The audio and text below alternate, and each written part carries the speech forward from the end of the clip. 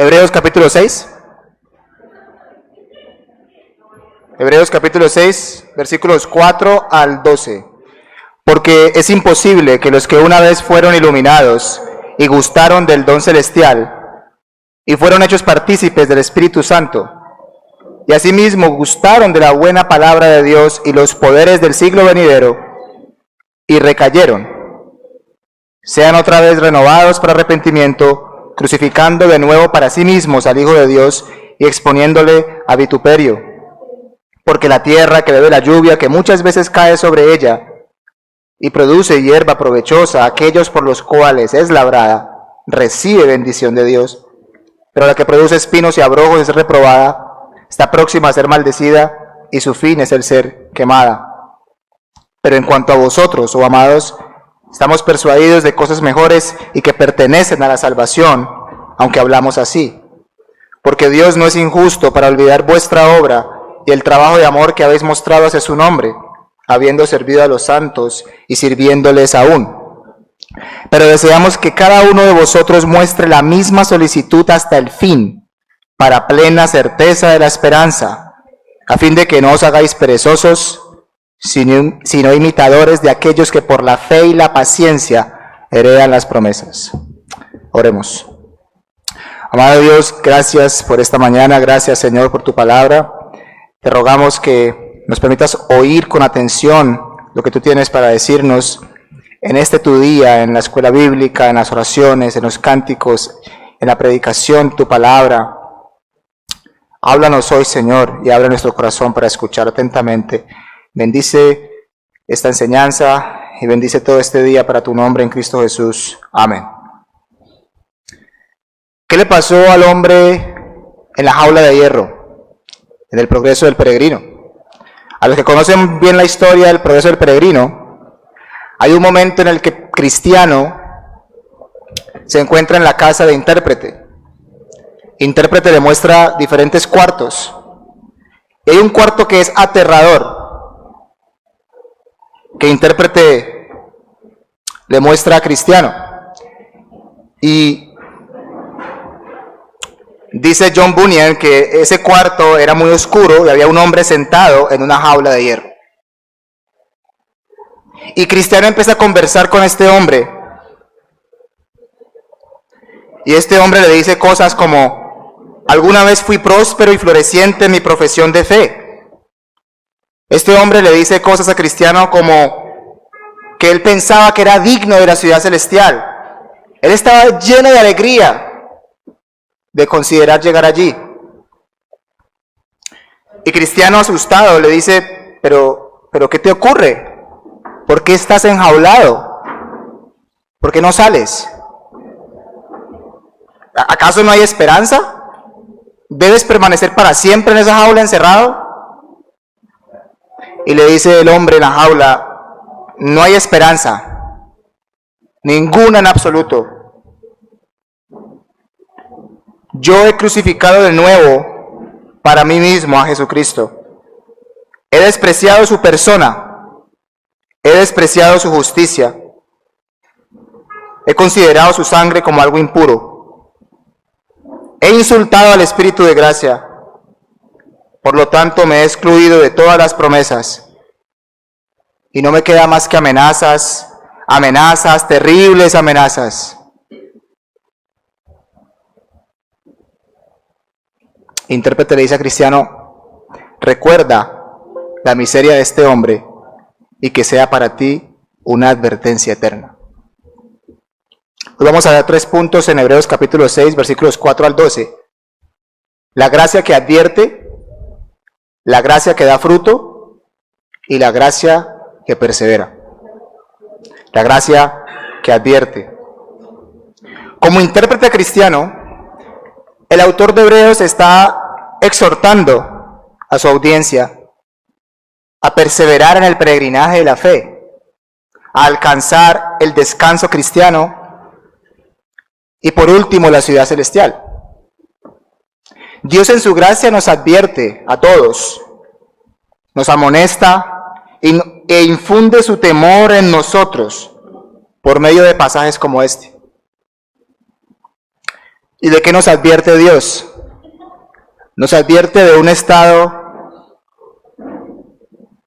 sin retorno, de una apostasía total y definitiva. Ahora, en un sentido, todo Hebreos es sobre apostasía. Hebreos está estructurado como un tratado teológico, pero el cuerpo de Hebreos es un sermón oral. El Espíritu Santo está predicando a la audiencia.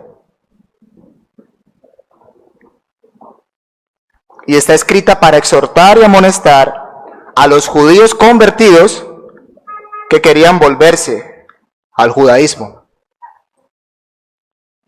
Ahora, el autor de Hebreos, esto es muy importante, el autor de Hebreos conocía muy bien la Septuaginta griega, era muy letrado en el Antiguo Testamento, y la audiencia también la conocía. Y todo el sermón de Hebreos es una demostración de la superioridad de Jesús a las sombras y tipos del Antiguo Testamento. Ahora, en el contexto más inmediato de Hebreos capítulo 6, el autor viene hablando de Cristo como superior a los ángeles en el capítulo 1, Cristo capaz de salvar a todos, capítulo 1, superior a Moisés, y Cristo como el reposo del pueblo de Dios. Y él inicia el capítulo 5 hablando de el sacerdocio de Cristo, pero hace un paréntesis y dice, de estas cosas ustedes todavía no están listos. Hay una inmadurez espiritual en la iglesia, visible. Y ahí viene la advertencia, en Hebreos capítulo 6, versículos 4 al 6. Ahora, si bien hay una correlación entre la inmadurez de esta iglesia y la apostasía, no necesariamente significa que los que sean inmaduros espiritualmente van a caer en apostasía. Pero hay un riesgo de que así sea. ¿A quién se refiere el autor de Hebreos en el capítulo 6, versículos 4 al 6? ¿Son creyentes regenerados que recayeron de su salvación?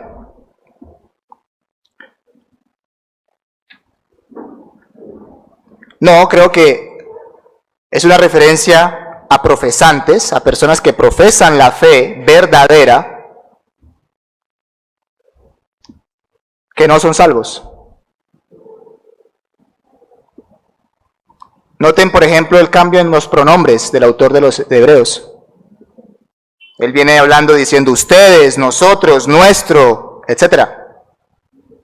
Pero cuando llega al versículo 6, cuando llega al versículo 4 de capítulo 6, Hebreos, él dice los que, tercera persona. O sea que el autor está hablando de personas distintas en este pasaje. De hecho, miren el versículo 9, él dice, pero en cuanto a vosotros, otra vez hace el cambio de pronombres. En segundo lugar, creo que es una referencia a profesantes no salvos, porque el autor del versículo 9 dice, pero en cuanto a ustedes, amados, amados es una palabra exclusiva para el pueblo de Dios, para la iglesia invisible. Estamos persuadidos de cosas mejores que pertenecen a la salvación. O sea que lo que mencionó antes no pertenece a la salvación. William Plumer, un puritano inglés, en un comentario sobre Hebreos, dice algo que todos deberíamos hacer cuando leamos pasajes como este. Y es que si algo está claramente establecido en la palabra de Dios, sin lugar a duda, cualquier cosa que parezca estar en conflicto con ello, debe interpretarse de manera que no lo contradiga. ¿Qué hemos venido aprendiendo en las escuelas bíblicas? Que Dios preserva el alma de sus santos. De hecho, el Salmo 97:10 lo dice claramente. Él guarda las almas de sus santos. Hace 8 días cantamos el Salmo 121. Es un salmo que habla de la seguridad de los elegidos en Dios como guardador. Pero lo que vemos frente a nuestros ojos en Hebreos capítulo 6, versículos 4 al 6, es un texto muy difícil de leer y uno de los más difíciles de interpretar del Nuevo Testamento. Dice cosas como que ellos fueron iluminados, gustaron el don celestial, fueron hechos partícipes del Espíritu Santo, gustaron la buena palabra, los poderes del siglo venidero. Y se menciona el Espíritu Santo.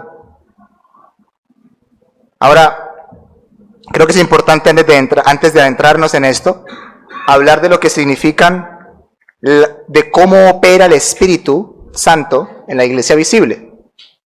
Hay unas operaciones comunes o ordinarias del Espíritu Santo a todos, tanto elegidos como réprobos. Alguien lo definía de esta manera. Las operaciones comunes del Espíritu son los efectos, atracciones y dones del Espíritu de Dios sobre todas las personas, tanto elegidas como réprobos, por medio de los cuales el Espíritu Santo de manera sincera, amorosa, pero ineficaz, corteja, atrae, mueve, impulsa, lucha y contiende con los réprobos para llevarlos a Cristo.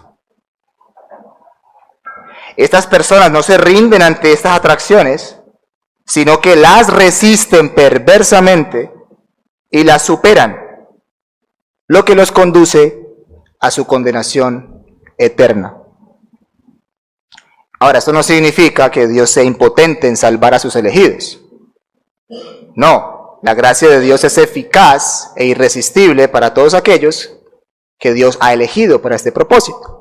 Sin embargo, en virtud de ser miembros de la iglesia visible de Cristo, todos gozan de los privilegios de la iglesia visible, si bien no todos van a gozar de los beneficios de la iglesia de Dios.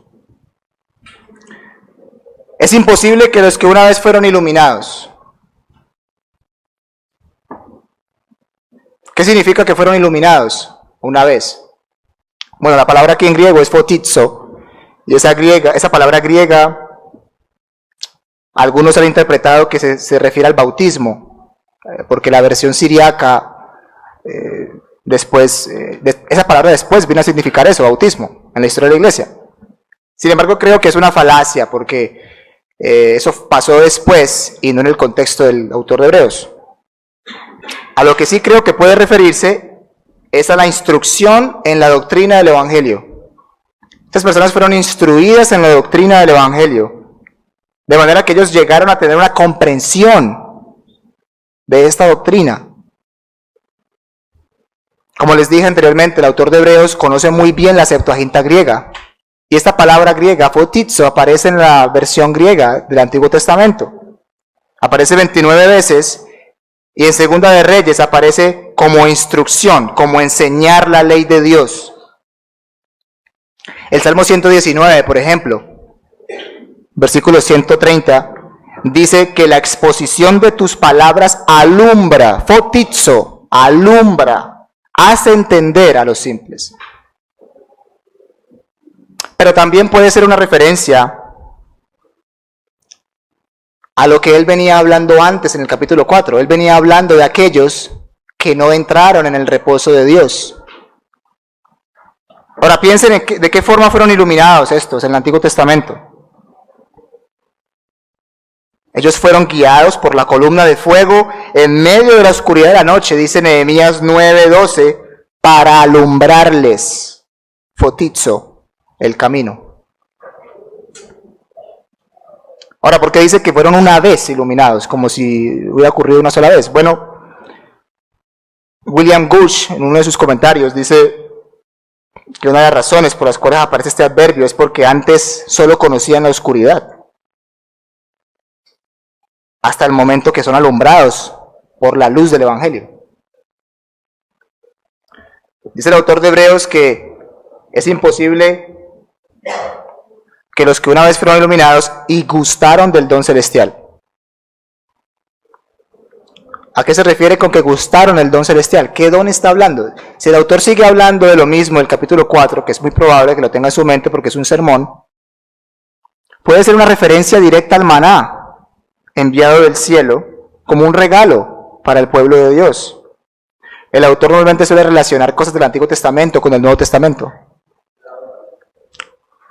Pero también puede ser una referencia al Espíritu Santo como un regalo que viene, que es enviado desde el cielo. Dice que fueron hechos partícipes del Espíritu Santo. Como les dije anteriormente, el Espíritu Santo opera de manera común. Algunos le llaman a esto gracia común, aún con los impenitentes. No sé si recuerden la historia de Balaam. Dice en Números 24:1 que el Espíritu Santo vino sobre Balaam y Balaam profetizó. Dice el texto que él tenía los ojos abiertos y él vio la gloria de Dios en el pueblo. Sin embargo, se nos dice después que Balaam fue quien aconsejó a las moabitas que sirvieran como engaño para hacer caer al pueblo de Dios. Dice el texto que gustaron de la buena palabra de Dios. ¿Cuántas veces no fue predicado al pueblo de Dios del antiguo pacto? ¿Cuántas veces Dios mismo no les habló directamente? ¿Cuántas veces utilizó profetas para hablarles? ¿Y cuántas veces no lo ha hecho con nosotros hoy, como su iglesia visible? Ahora, el gustar la palabra de Dios no es sinónimo de salvación para ninguno de nosotros aquí. De hecho, si no nos arrepentimos, si no creemos, somos más dignos de condenación. Dice que ellos gustaron los poderes del siglo venidero. Ahora, hay dos formas de interpretar esto. Ya sea que ellos fueron partícipes de estos poderes de forma activa, es decir, que ellos hicieron milagros y prodigios, como Judas probablemente, o también puede ser interpretado de una forma pasiva, que ellos gustaron de esos poderes, como cuando Dios los sacó de Egipto y abrió el mar en dos, utilizó una nube de fuego para alumbrarles el camino. Una nube, Shekinah de Jehová, cubría la tienda de reunión. Impresionante, ¿no? El pueblo gustó de los dones, de los poderes del siglo venidero. ¿Y qué pasó? Dice el autor de Hebreos, es imposible que los que fueron iluminados, gustaron el don celestial, fueron hechos partícipes del Espíritu Santo, gustaron la buena palabra, los poderes del siglo venidero, y recayeron. Parapipto, una palabra muy fuerte en el Nuevo Testamento. ¿De qué recayeron ellos? ¿De su salvación? No. Ya demostramos que no son salvos. ¿De qué recayeron? La palabra parapipto, una vez más, el autor de Hebreos conoce muy bien la Septuaginta griega, y él trae a colación muchas palabras de allí. La palabra parapipto aparece también en la Septuaginta griega y es traducida como infidelidad del pueblo a Dios o incluso como prevaricación. ¿Qué quiere decir esto? Significa salir de un determinado estado o de una determinada condición y por eso es concebido como caerse de un área. En el texto, esos falsos conversos gozaron de todos los privilegios de la iglesia visible que hoy nosotros gozamos, de las operaciones comunes del Espíritu, y sin embargo, resistieron al Espíritu que los llamaba, a sus conciencias que los acusaba. Se endurecieron tanto que prefirieron los deleites de este mundo como demás. La raíz de amargura al final inundó sus corazones. A veces creemos que porque gozamos de los privilegios, tenemos también los beneficios. Que porque conozcamos la doctrina reformada, bíblica, porque hayamos crecido en la iglesia o tengamos años en el cristianismo, creemos que eso es sinónimo de salvación. Con mi esposa nos decidimos a leer un libro al mes y no ha sido muy fructífero eso, pero logramos leer un libro de Rosaria Butterfield, una mujer lesbiana que llegó a los pies de Cristo. Ella escribe su autobiografía de cómo fue su conversión. De hecho, el libro se llama Los pensamientos secretos de una conversión improbable, que nadie esperaría. Profesora de la Universidad de Syracuse, decana del departamento de LGBT. Y ella cuenta en el libro que hay un momento en la historia de su conversión que ella está en su casa y normalmente ella solía reunir a la comunidad LGBT para tener comunión. Ella ya estaba siendo llamada por el Señor. Y cuenta ella que un miembro de la comunidad, ella le llama J, se acerca a ella, es transgénero, es hombre biológicamente, pero se ha castrado químicamente para ser mujer. Y él le dice,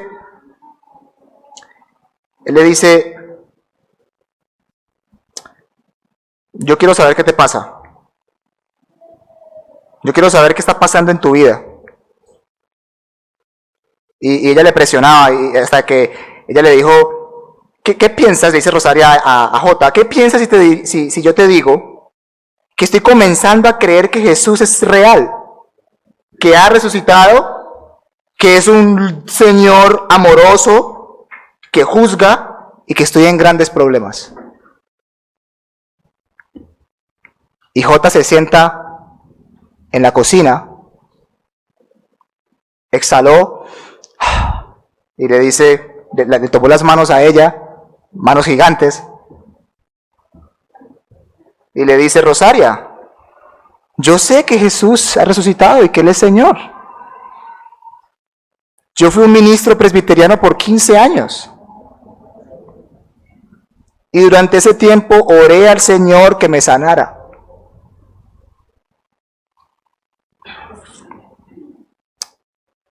Pero no lo hizo. Espero que te sane a ti. Oraré por ti, le dice. Y Rosaria cuenta la historia que al otro día habían cajas en la puerta con toda la literatura reformada que usted quiera. Y una carta, y en los institutos de Calvino que leía a J antes, cuando era ministro, tenía notas que decía, ten cuidado aquí, no te olvides de esto. En Romanos capítulo 1, versículos 24 al 28. El hecho de que gocemos de los privilegios de la iglesia visible no es sinónimo de salvación.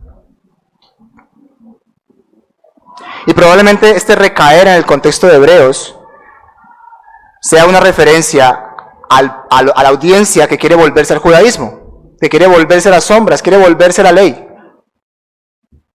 Y esto es debido en parte a su inmadurez espiritual. Y este recaer, hermanos, este recaer no es tropezar, no es pecar,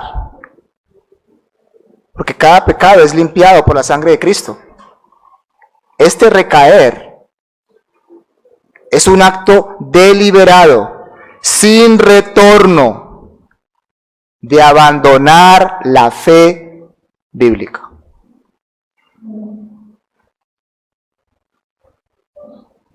No es algo que ocurre de la noche a la mañana. Oh, hoy no quiero ser cristiano. No.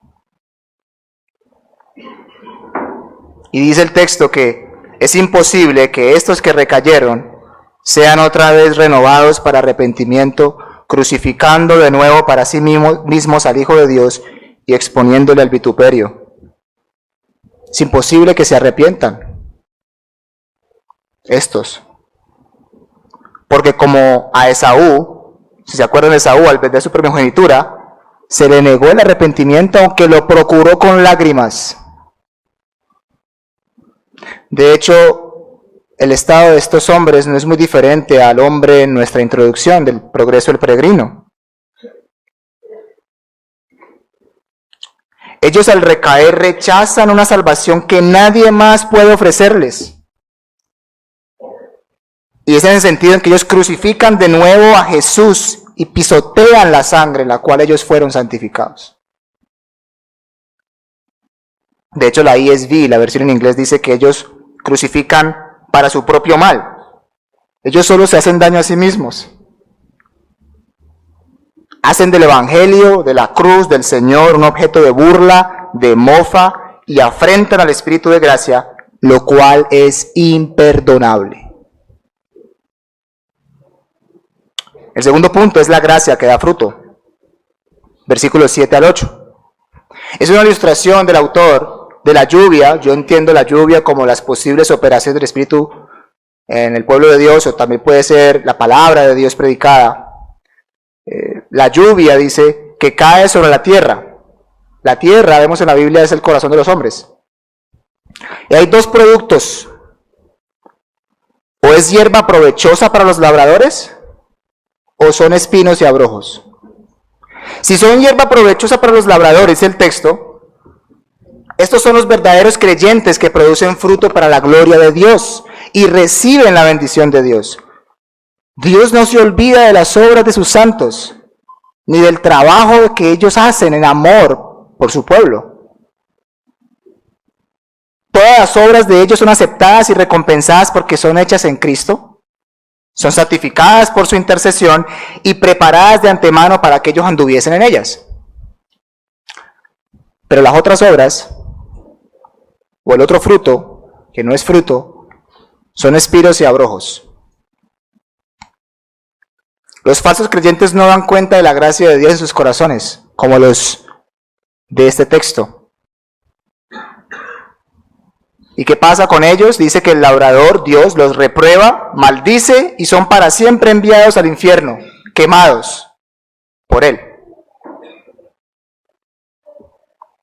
Son estos de los que nos dice la Escritura, que son los que reciben mayor condenación.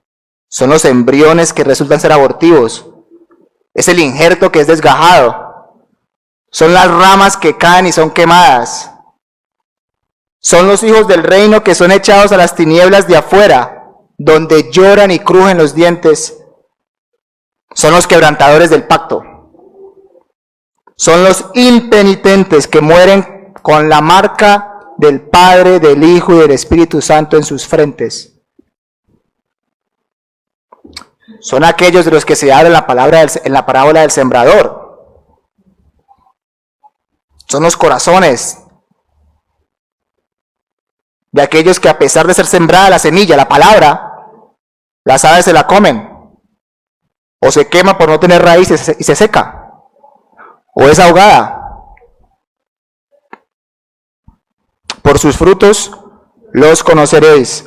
Podemos entonces examinarnos a la luz de las Escrituras para saber, hermanos, si estamos permaneciendo en la vid, siendo participantes de la raíz y de la rica savia del olivo, por medio de la fe, por medio de la pistis, de la fidelidad, de la confianza al Dios del pacto de gracia.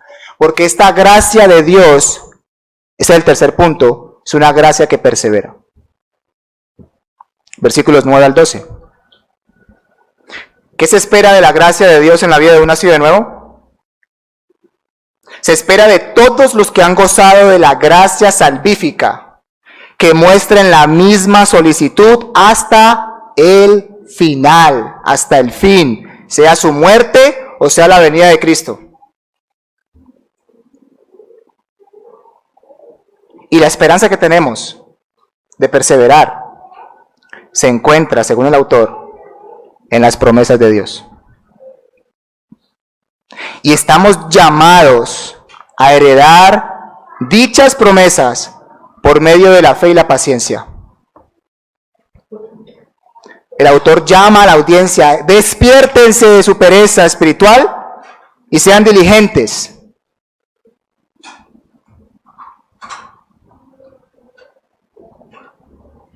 Hermanos, todo esto es resultado de que esto sea posible, es el resultado del Dios que persevera en los suyos. No es en virtud de cuánto sé, de cuán fuerte soy, sino en virtud del Dios que por su gracia ha prometido perseverar en salvar a los suyos. El autor cita un ejemplo de Abraham, de cómo Abraham alcanzó las promesas de Dios. ¿Y cuál es la causa de que Abraham haya alcanzado esas promesas y las haya heredado? Que Dios lo prometió. Dios se lo prometió y Abraham creyó. Y creyó porque Dios le dio la fe. De hecho, el autor de Hebreos quiere dar tanta firmeza a la audiencia que les dice, Dios incluso juró para que hoy tengamos una ciertísima esperanza de que Él nos guardará hasta el fin. Impresionante, ¿no? El Dios del pacto de gracia jurando. ¿Por qué jura? Porque somos propensos a no creer. Somos propensos a dudar que Él es fiel para mantenernos en el camino. El autor de Hebreos usa la imagen del ancla, firme y segura. Y esta ancla de la que habla el autor de Hebreos, no sé si ustedes saben qué es un ancla, pero normalmente el ancla, niños y niñas, el ancla normalmente se tira al mar. Y lo que hace el ancla es dar firmeza al barco, para que no se mueva por cualquier viento, para que se permanezca firme. Y él dice que esta ancla no es afirmada en el mar. Esta ancla no es tirada hacia abajo. Esta ancla es tirada hacia arriba y penetra hasta dentro del velo. ¿Cuál velo? Ellos saben de qué está hablando, ellos conocen el Antiguo Testamento. Esta ancla se aferra al trono de la gracia de Dios. Es el autor diciéndoles, esta ancla firme. Nadie, absolutamente nadie, ni ustedes mismos, la pueden desgajar.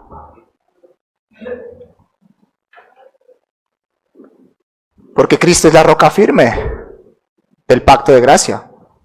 Es el sumo sacerdote que entra al trono de Dios como nuestro representante y puede compadecerse de nosotros e intercede continuamente para que ninguno se pierda, para que todos lleguen a la ciudad celestial, todos por los cuales Él pagó. Ahora, en esta mañana probablemente hayas tropezado, probablemente hayas pecado. Y si hoy sigues aquí, Dios te sigue llamando, no endurezcas tu corazón. No caigas. Aférrate al ancla.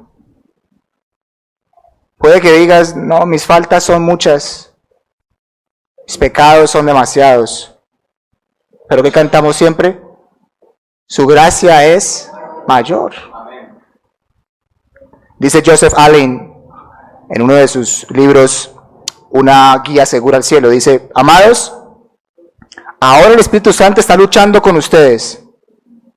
Él no luchará para siempre. ¿No han sentido acaso su corazón calentarse con la palabra?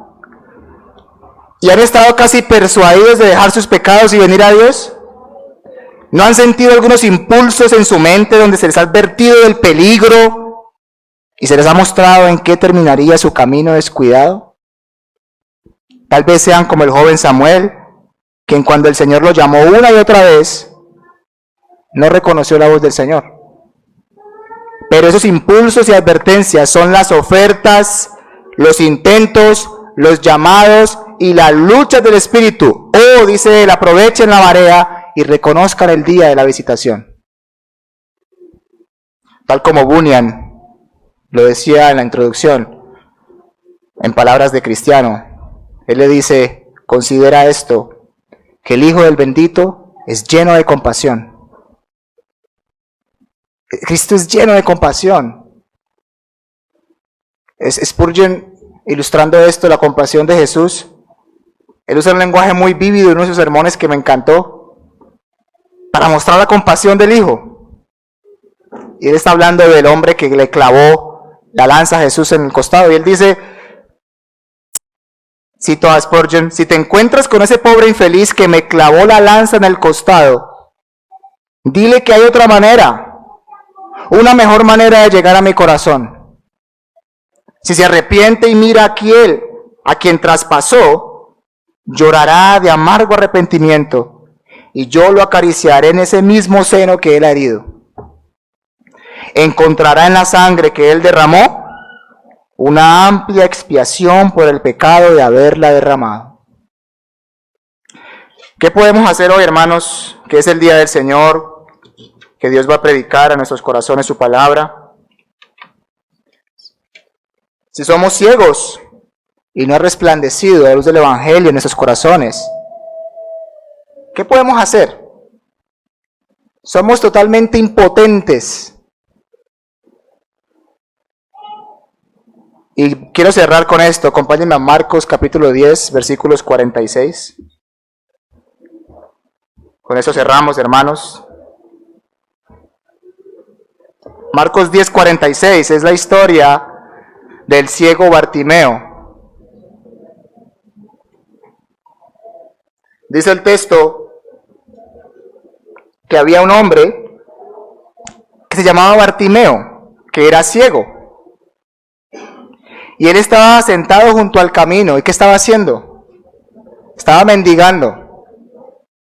Póngale cuidado, él estaba mendigando y es ciego. ¿Qué esperanza hay para él? Ciego y mendigando. Igual que todos nosotros, si no estamos en Cristo. Y dice que Jesús pasaba por allí. Y había muchas voces y ruidos, y él pregunta quién es en el paralelo. Y le dicen que es Jesús. Y cuando él oyó que era Jesús Nazareno, ¿qué dice? Comenzó a dar voces y a decir, Jesús, hijo de David, ten misericordia de mí. Y muchos le reprendían para que se callara. Pero dice que él clamaba mucho más, Hijo de David, ten misericordia de mí. Dice que Jesús se detuvo y mandó a llamarle. Y llamaron al ciego y le dijeron, ten confianza, levántate, él te llama. Y dice que él arrojó su capa, se levantó y fue a Jesús. Y Jesús le dice, ¿qué quieres que te haga? Y él le dijo, maestro, que recobre la vista. Y Jesús le dijo, vete, tu fe te ha salvado. Y enseguida recobró la vista y seguía a Jesús en el camino. ¿Qué nos queda hoy, hermanos? Hijo de David, ten misericordia de mí. Los que se enorgullecen, yo no estoy allí, yo no estoy en ese estado, yo soy fructífero en mi fe, yo soy parte de la tradición reformada, tengo frutos. Recuerden, que crea estar firme, mire que no caiga. Somos lo que somos por la gracia de Dios. Y lo que este texto hace a los verdaderos creyentes no es enorgullecerlos, sino humillarlos y llevarlos a decir, Señor Jesús, ven pronto.